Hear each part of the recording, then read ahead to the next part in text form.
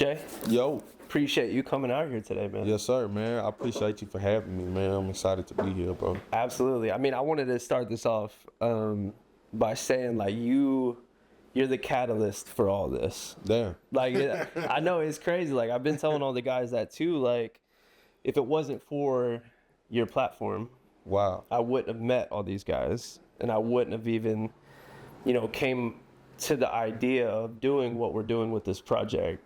And through you, you've been such an example for me on how important community is, right? It's, gathering people.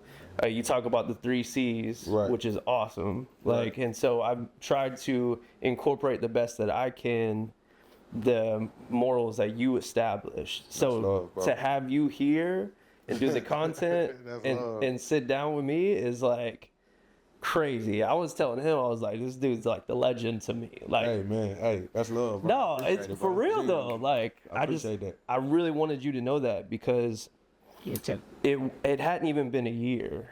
I think it was last August when I first stepped up to the pre-roll. I remember I walked in there, I was solo dolo.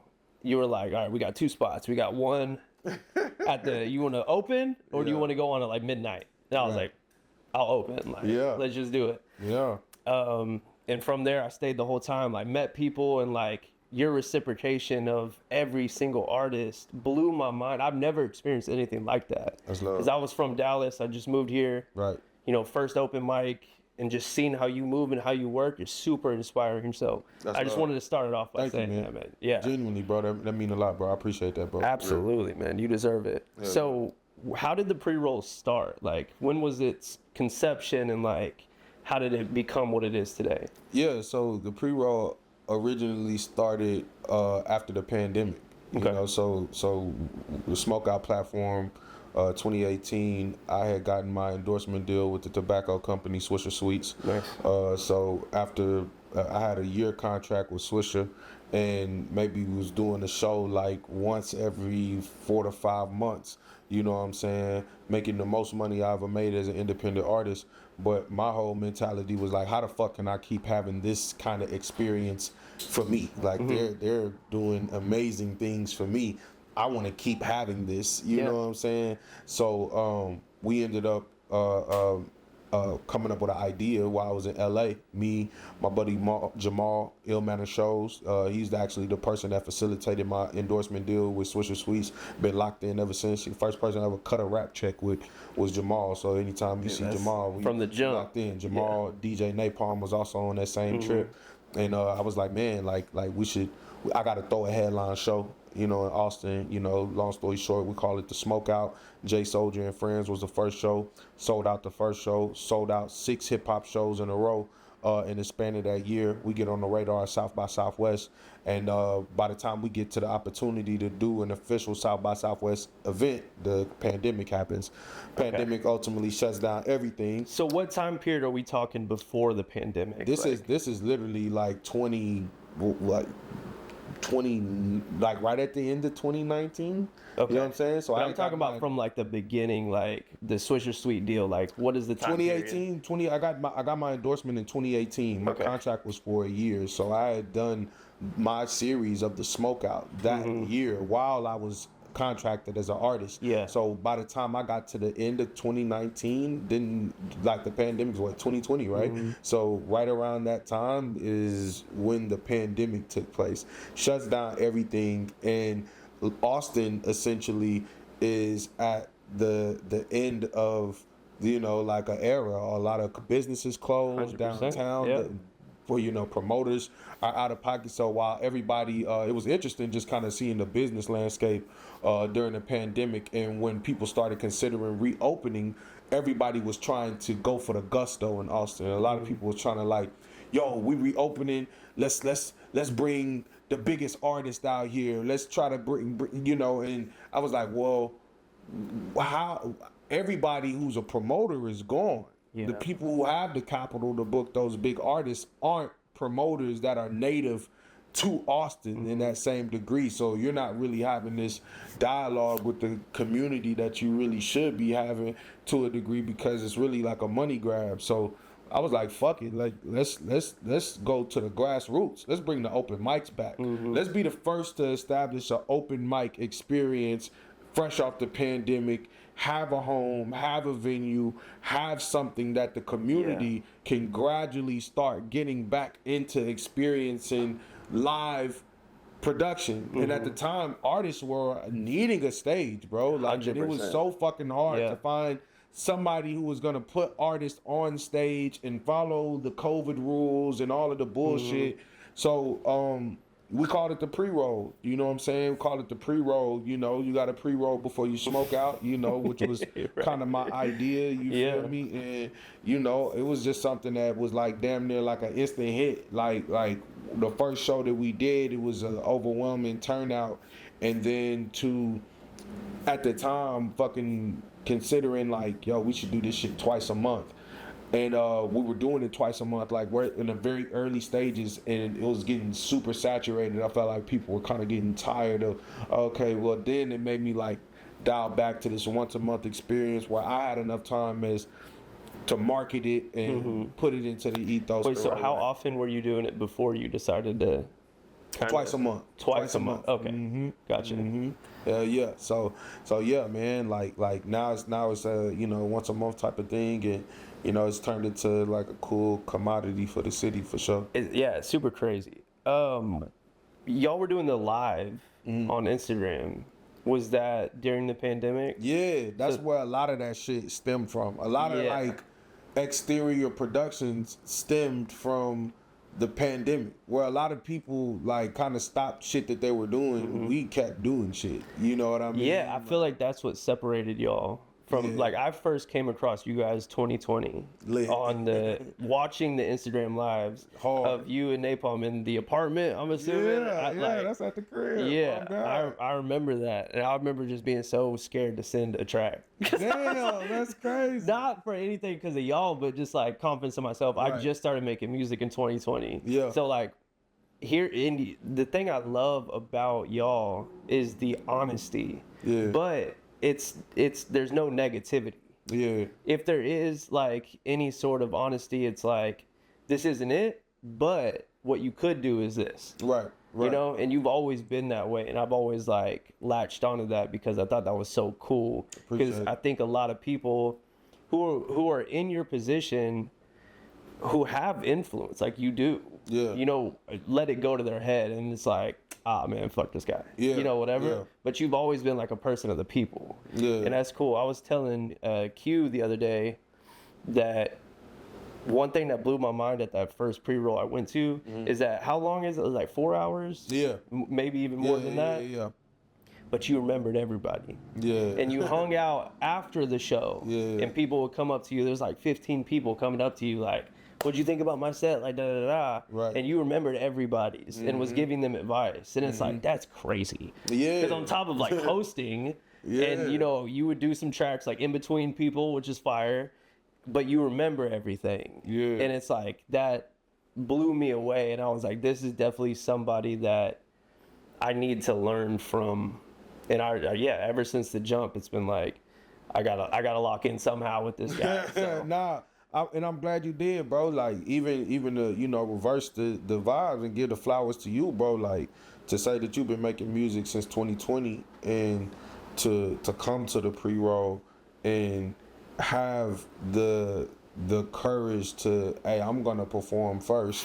You know, like a lot of motherfuckers have.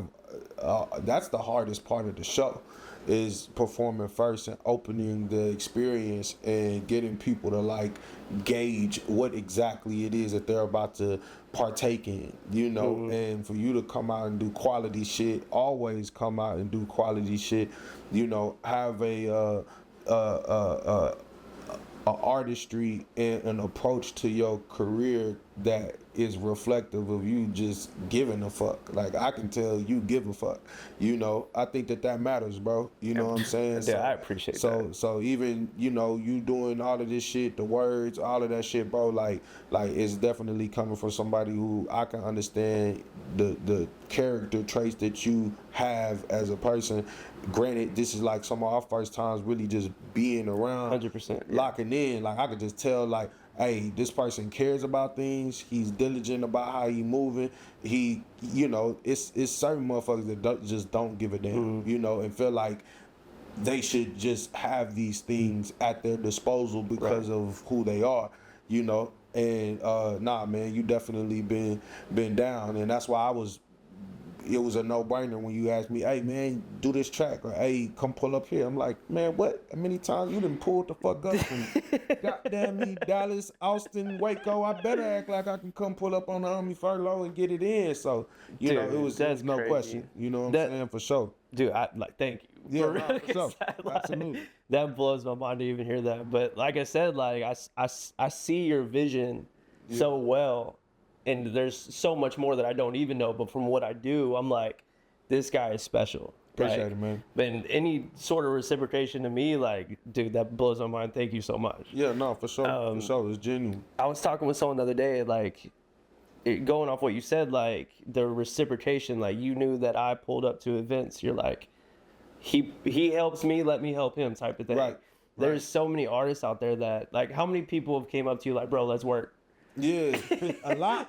But here's the thing though, you gotta have some shit. If That's fact. That's fact. That's literally damn near half the battle with me. Is do you got some product? You feel me? Cause motherfucker wanna, you know, it be a lot of good people out here, good kind-hearted people that, you know, want to work, but they shit trash. Yeah. Respectfully, I'm not finna feel like I can do no music with you or fake a vibe with you just because you say you fuck with me.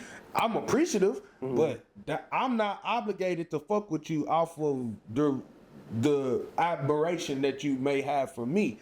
I'm doing this out of because I want to fuck with you. Right. It's a mutual thing. It's a equally yoked thing. Like you saying things that, you know, I'm grateful for sure, but you're not far off from the things that, you know, you see me obtain, which is why I'm so open to showing y'all how to, you feel me? Yeah. Because I see it, you know what I'm saying? But it take one to know one, you know what I mean? Type shit. So, I don't, you know, it's about having that dope. You got to have that dope for real, you feel me? No, that's respect. That's me. Yeah. I've just never, like, obviously through the past 4 years, like, have met artists, whatever, but it was the day after the pre-roll, you were like, call me tomorrow. Yeah. And I was like, okay, cool. And then you called me, like, and we spoke for like 30, 45 minutes. And it was just like, the fact that you took time to, like, but I know that it's what you said, like, if you have the product, there's certain things that we can put in motion, you know, but it starts with the product.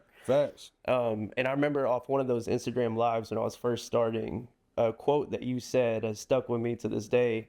And if I paraphrase it, I'm sorry. You good? It was like, when you're making music, it's art. But when the moment you put it out, it's a product. Facts. That's crazy to me because I feel like a lot of people don't understand that. And that comes with marketing and promo, stuff we're doing today, right? That comes with the product. The music is art and that's fun to do. But now how can we shoot the commercial for the iPhone? Right. You know, nobody knows about the iPhone unless there's a commercial for it or any new product. So that's always stuck with me, and I've really, like, tried to keep that in mind with everything, because when I first started out, I would make a song and promote it on my story once. Yeah.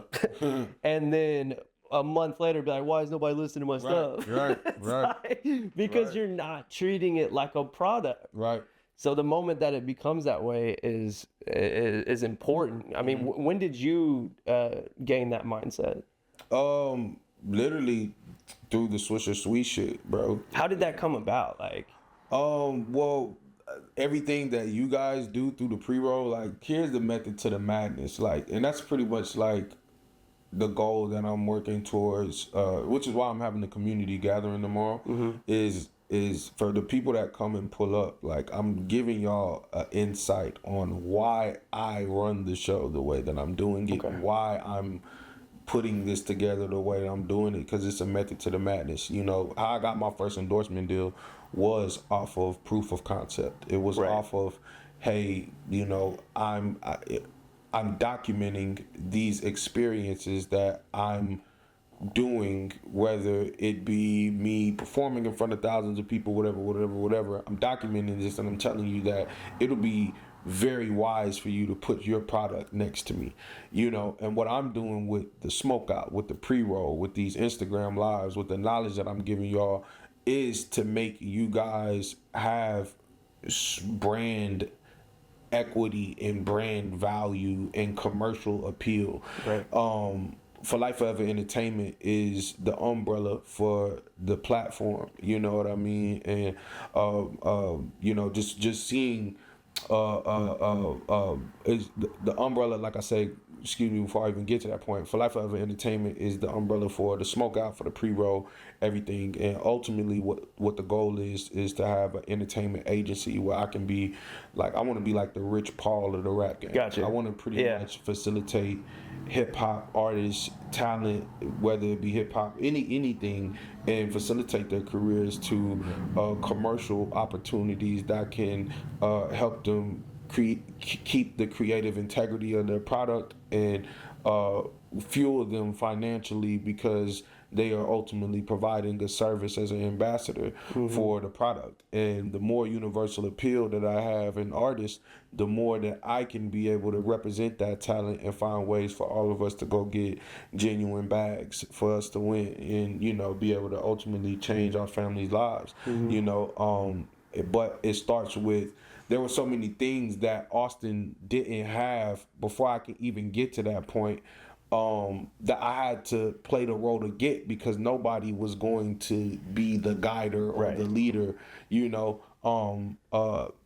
I hate to say that, you know, but, you know, it's, why? You know, because I don't want to come off like a guy that saying that nobody tried in Austin. You know what I mean? Gotcha. I don't want to get that, especially no, it's humble. It's humble. But nobody really had the ideology of how to be egoless and make things move. You know what I mean? I'm an artist myself, but, you know, I a lot of the opportunities that I had gotten commercially came from me being a hype man for somebody. My endorsement deal, a lot of my footage in my EPK came from me being a hype man for an artist. You know what I'm saying? Like, I'm crowd surfing on 1,000 niggas. I had one song, one verse that I would perform every show. But I was performing in front of Ab-Soul, TDE, Wale, fucking Kevin Gates. And these are at the peaks of all of these artists' careers. I'm doing these shows. I'm getting it on the camera. I got my homie, hey, film me in these moments. And I always knew that I had something. You know what I'm saying? So whenever I would pull up, we ended up pairing the visual shit together and going out there shooting the EPK to Swisher Sweets, and the rest was history. But to get back to, like, the initial question is, like, what got me to that point? It was the Swisher Sweets experience. Like, the things that they were doing around some blunts that I literally pay $1.99 for. I smoke this shit every day. You know what I'm saying?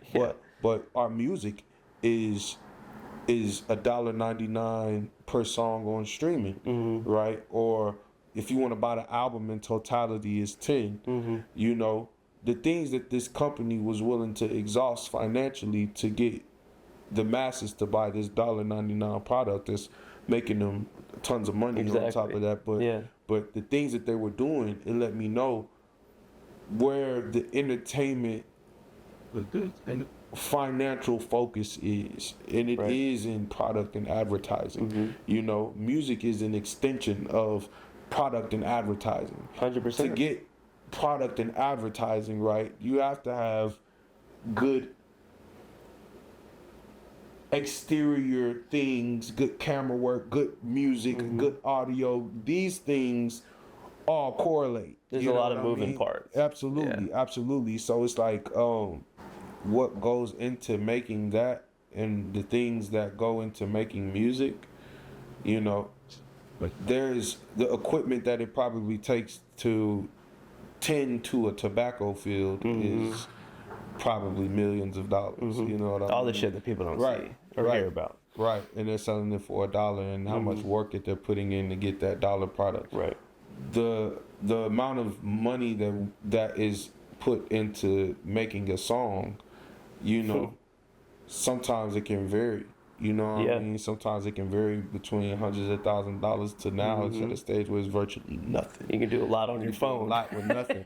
So think about how much our minds are warped in the understanding of what it takes to get a product that costs millions to make for a little dollar. Right. You can get this product off for nothing, and we don't court it like it's something because it took us nothing to make. Right. It took them millions of dollars to make this $1.99 product. It took, you know, mad people to tend to this, to make this the go-to thing that you want to buck with whenever you consider lighting your weed up. You know what I'm saying? Yeah. So it's like for years, that matters, you know, and it's like 100%. you got to start learning how to court. When you start treating your product the same way, people will buy it the same way. That's my ideology. That's facts, and I love the way that you've carried that over into your own artistry and your own business mind. All starting with Swisher Sweets, right? Word. So what you got coming up? The rest of 2024 or 25, like what you got cooking? Man, whatever you want to say, you know. No, no, man. Nah, we got some shit going on, man. I got an album coming October 6th, man. My album is From the Soul Part 2, man. From the Soul Part 2, October 6th, man. It's and what's funny, From the Soul Part 1 dropped during the pandemic. It was the first project that I dropped in. Actually sold bundles of, you know what I'm saying? Sold 100 copies in bundles, got it the Nipsey Hussle way, you know what I'm saying? And so I'm doing part 2 of that album, man, and this is literally the best album that I've ever put together. Longest I'm so happy time to hear that. I put, you know, I worked on this project for 4 years, you know what I'm saying? So I'm excited about that. A lot of new productions, a lot of new shows. Tomorrow we're having a community gathering where I'm gonna be revealing a lot of great fucking news about the platform and a lot of super duper fire things that are gonna be taking place for the smoke out in the future of the brand. So yeah, man, you know, just a lot of that, man. Staying diligent, staying down, and you know, staying on plan A with it.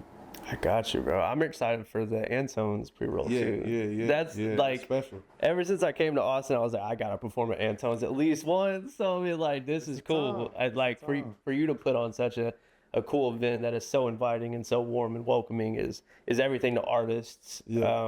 You know, that you're trying to paint the picture for. It's love, bro. So that's awesome. I'm excited for everything. I'm excited for the community meetup tomorrow. Whatever you got in stores, it sounds like you got some crazy things working. Yeah. I'll tell you about it when we get off camera. All right, bet. Well, man, I love your mind. I love your business. The way you move is inspiring and awesome. Thank you, man. And I appreciate you. I appreciate it, man. Thank you for having me, bro. Yes, sir. Yeah. All right, we out.